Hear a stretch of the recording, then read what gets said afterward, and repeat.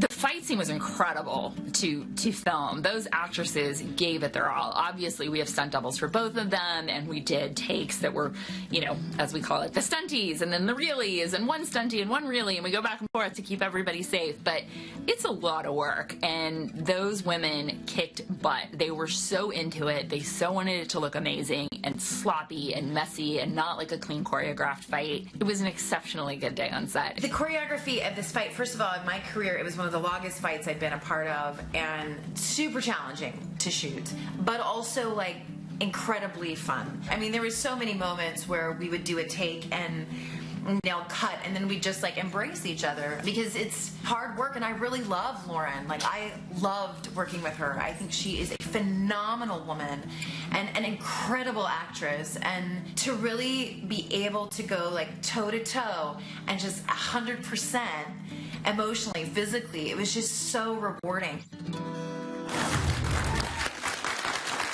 Welcome back to Talking Dead. That was executive producer Denise Huth and Lynn Collins on all the hard work that went into Leah and Maggie's final fight, which was incredible, by the way. We're back with Josh Hamilton, Lauren Cohan, and Norman Reedus. Can you talk about shooting this incredible fight scene? It was, I mean, Lynn is just like, I was so sad we had to be enemies and that she had to leave when she did, because I had such a great time.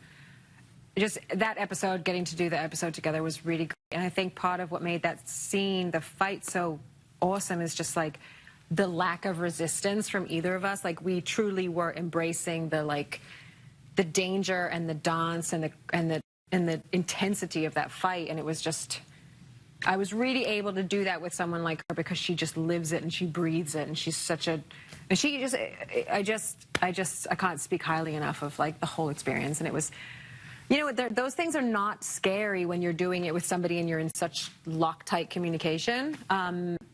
And it's fun because you get to make it look that thrilling and that scary when you jump in like that. Norman, what do you think is going through Daryl's mind when he made that decision to save Maggie?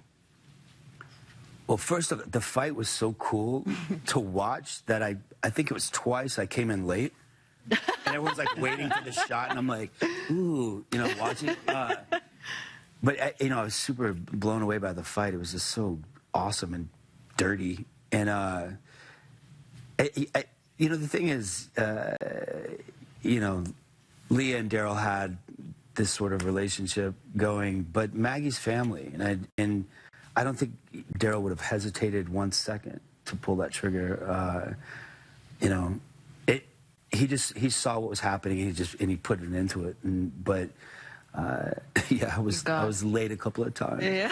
Ooh. But it was the whole episode. I mean, Katrina McKenzie, who directed it, called before, and she said, okay, Elsie, I want to pitch, you know, for you guys to have a brutal fight, but I don't want to throw you under the bus. Like, is that okay? I want an atomic blonde fight. And I was like, yeah. And then she did. And then when I watched the episode, I saw these guys fight too. They're at the buses and this, whatever you call it. And I was just like, this is badass. Like, these are some of the best stunts and fights we've had in the show for a long time. It was great. One of the questions from Twitter is from Eva Dixon Reedus, who says, do you think Daryl made the decision to shoot Leah in the head so she wouldn't suffer? So was there a final act of mercy so she wouldn't turn? Ooh. Yeah. I would like to say yes, but I think it was just the part of her body that was closest to me got the bullet, you know. It was just save Maggie was ultimately, it was just at real any quick. cost. Yeah. Josh, can you explain why you think Hornsby is so determined to try to take Maggie out? Well, I mean, on the surface, it's because she's the major obstacle standing between him, you know, connecting these communities and taking over. But also, I think he's really hurt. You know, I think he had this vision, like when he met Maggie, and he's like, wait a minute, maybe we could be like the king and queen of these communities. I think it's just in his head, you know.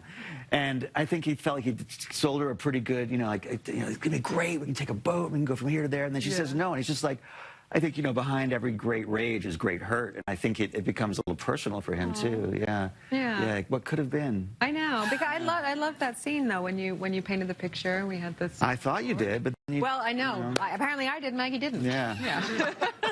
I mean, we've had a lot of debate on this show about like, where is Lance Hornsby coming from? You know, like, is it sort of like a they're going to trick us, and it's like, oh, he's been a good guy. Yeah. Also, just a huge shout out to Lynn Collins. Some reactions. Xmas Baby 304, shout out to Lynn Collins for giving Maggie a run for her money. Avid movie fan on Twitter says, Lynn did an awesome job, well done. Sonia Irina says, major applause for Lynn Collins, who made Leah a hell of a villain and a true badass. Outstanding work. Coming up, we have those exclusive sneak peeks of both The Walking Dead and Fear the Walking Dead. But here is Lynn Collins on her experience joining The Walking Dead. We'll be right back. I have had the most magical creative experience. You know, I was cast in 2020 in the middle of this pandemic, and I really shifted and changed a lot in 2020 and was cast around September, October. And to then be given this opportunity to work on a character at such depth and range, and to be working with other actors who are so talented and committed, it's really been a dream come true. And it was one of those things where it was like answer to prayers, but also I had to level up to accept the good around me. But it's been an incredible journey. I've learned so much. I've made incredible friends, and will be forever grateful to The Walking Dead.